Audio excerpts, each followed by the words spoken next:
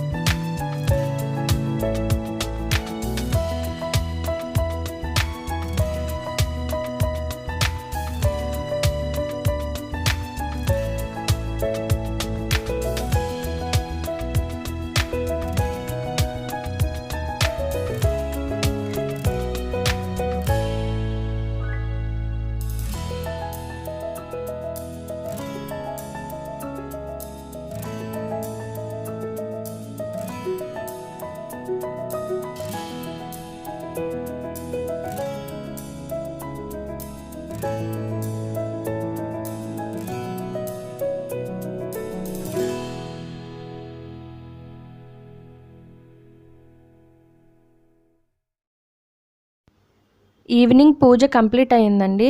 గుమ్మంలో ఇప్పుడు దీపాలు పెట్టుకోవాలి.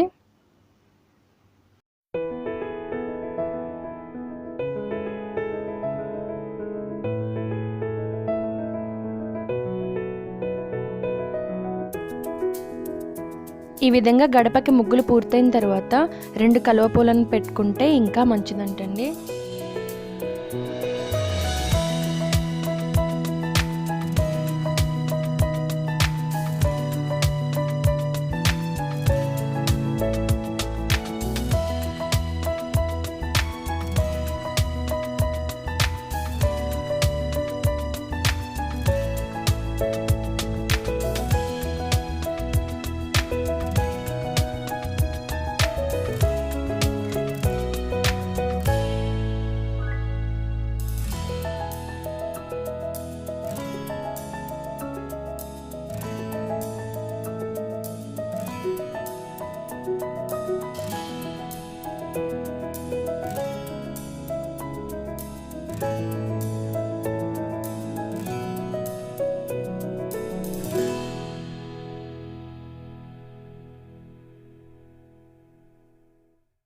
ఈ విధంగా నట్టింట్లో లక్ష్మీదేవి ప్రతిమను పెట్టుకుని ఆవిడకి దీపాలు అలానే కలువపూలతో అలంకరించుకుంటే ఇంటికి చాలా మంచిదంటండి.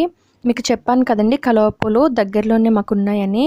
సో మీకు కలువపూలు అవైలబుల్గా లేకపోతే మామూలు పూలతో కూడా ఆవిడని అలంకరించుకోవచ్చు.